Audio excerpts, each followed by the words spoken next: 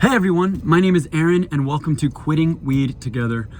Thank you so much for stopping by my channel and just seeing what this is all about. It's a brand new channel, so if you like the video and subscribe to the channel, it'll definitely really help. But if you don't, it doesn't matter because I'm mostly just doing this for myself. I am a recovering marijuana addict who has been smoking pretty much every day for the last 10 years almost. And I've tried to quit many times to no avail. And this is my final time trying to quit that I know I will be successful with, even if I may screw up in the future, who knows? But I do know that this is a real step I'm taking to be done with this. So I just figured something that would help would be to make this channel so that I can document my progress from day one on and see what happens.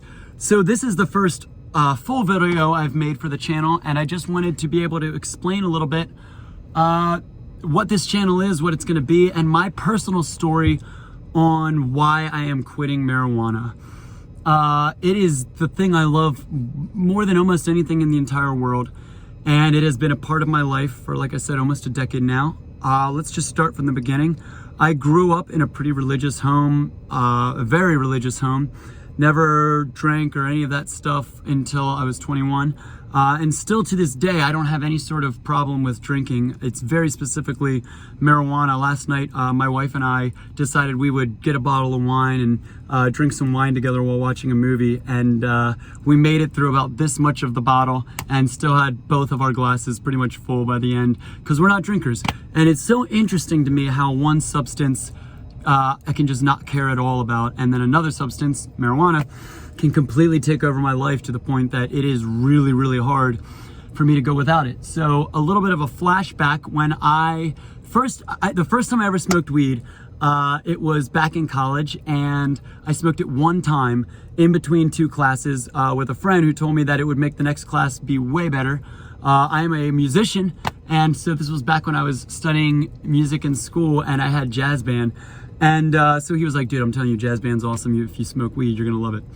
So I smoked some weed, didn't feel anything, and we go to jazz band, and it hits me so hard that the band director counts in 1, a 2, a 1, 2, 3, 4, and I'm on the drums, and instead of starting playing, I go to move my arms and they won't move.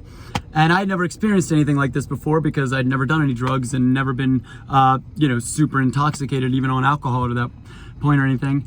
And he stops the whole band and says, hey, Aaron, you okay? And I go to say yes, and I can't talk. I can't do anything. I'm completely out of my mind high. So fight or flight, I guess, kicks in, and I just get up and leave and walk out of class and walk back to my dorm and get under the covers, and I fall asleep or whatever, and it was a nightmare. I told him the next day that I was having a medical emergency and had to leave, but really, it was just that I was way too high, and I decided at that moment, I hated weed. I don't know why anyone would want to smoke it, and I decided, you know what? I'm done. I'm not going to ever smoke this stuff again. Fast forward to a few years later, I was a full-time professional musician. I still am today. We'll probably talk a little bit more about that later, but I had a recording studio, and bands I was recording would smoke weed. And one of them asked if I wanted to smoke with them, and I told him, no, that's not really for me. I tried it once before, didn't like it. And they were like, well, do you want to try it again? Long story short, eventually I tried it. And this time I was smoking weed in my own apartment, my own studio, around people I cared about. And it was fucking awesome. It was amazing. I don't even know what else to say. I instantly fell in love like that. And I would say from that moment, I was hooked. I was addicted. And I didn't know I was addicted until I had to quit.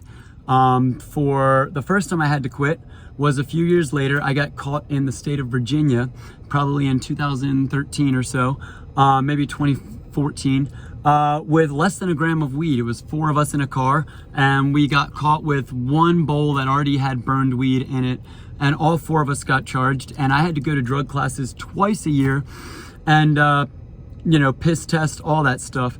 And that was the first time I had to quit weed, and when I first realized, oh, this is a lot harder than I thought. But the drug classes I was in, it was me and a bunch of heroin addicts, severe alcoholics, people whose lives had fallen apart.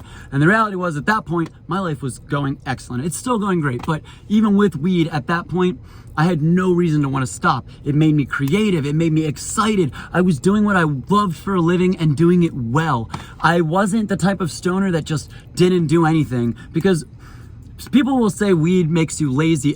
I think it's the opposite. I think that weed makes you incredibly tuned in to whatever you are doing. So if you are sitting on the couch, well, then you're going to become incredibly tuned in to sitting on the couch and not doing anything. If you're playing a video game, that's all you're going to want to focus on. If I am recording and working on music, well, I can sit down, get high as hell, and then work on this music for hours and hours to no avail without having any problems, and just be at that laser focus. And that's what I loved about marijuana.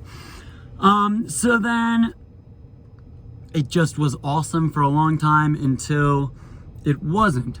As I got in a serious relationship with my wife. We've been together for 8 years now.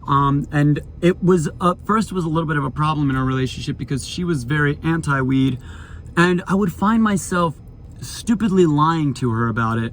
Are you high? No. I didn't even have to lie to her because she knew I smoked. She didn't really care, but it was more just, I guess, the embarrassment of, like, I didn't want her to know that I was just always stoned, because in her mind, like, there was this balance in her mind. If you're stoned, you're dumb. You don't, like, she had no real experience with it either at that point.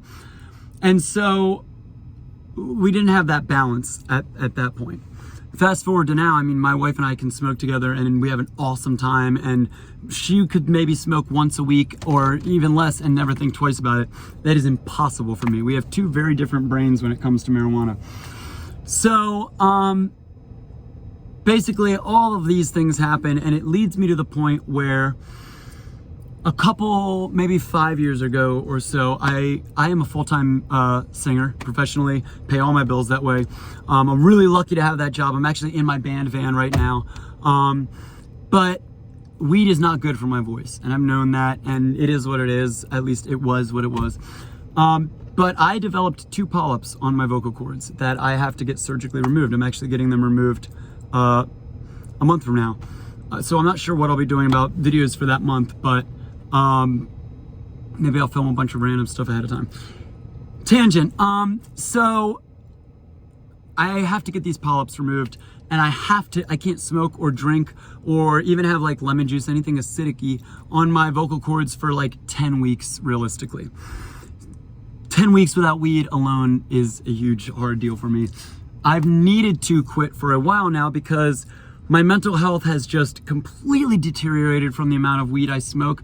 I feel confused all the time. Not right now talking to you because I am weed free for 4 days, but if I were stoned right now, my cadence would be a lot more like this, and I would still be talking fine, but I'd kind of forget what I was talking about maybe, and kind of just, yeah, and that's the difference. Now, when I quit weed, I kind of almost feel like I'm on cocaine a little bit, because, not that I've never done cocaine or anything, but it feels like that energy of like drinking too much coffee, because for so long, my brain has just been flooded with this molecule that slows me down, that now, here I am. I also want to say, I have nothing against people that want to smoke weed. If it helps you in your life, awesome. It is way better for you than so many other things you could be doing, and that is absolutely true. I could go on and on for days about what I love about weed and why I think it's good for a lot of people, and why I think that a lot of people should smoke weed, even if you don't do it long term. If you've never smoked weed, you should try it just to know what it's like and to experience it. But you should also know what it does to your body and what it can do to your body long term, and just know the risks. Anything you're putting in your body, you should know the risks. Basically, long story short, and I'm sure I'll go more into this, I had never had a lot of mental illness in my life or anything, and it got to the point where I became unbelievably depressed and anxious and suicidal and all kinds of stuff, because this drug had this grip on me and I couldn't fathom being able to go without it. It takes my whole life. So here we are now, and we'll go into more of all this eventually, but I have to quit for this voice surgery, but I'm doing it long term, and I'm doing these videos so that I have a reason to hold myself accountable. I've started attending MA meetings, and it's been awesome. If you're not familiar with that, MA is Marijuana Anonymous. I am planning on continuing with these every day, just to be able to get through this. And that's basically it. I have a couple, I don't have an official sponsor yet. I have a couple different sponsors I'm talking with about this stuff until I can find a more long-term one. But look, if you're interested in quitting weed, feel free to leave a comment. We're gonna go through this whole thing together. That's basically the short version, the 10-minute version of my story up till now. And I look forward to seeing what happens in the future. And I don't know what it feels like to be sober, because the last time I went even 6 months without smoking weed, I was in my early 20s.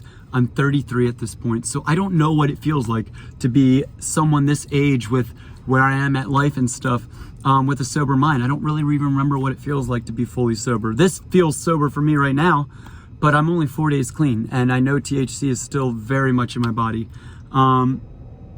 I don't know who's gonna watch this, but each and every one of you guys, I love you so much, just because you chose to watch this video and make it to this far in the video.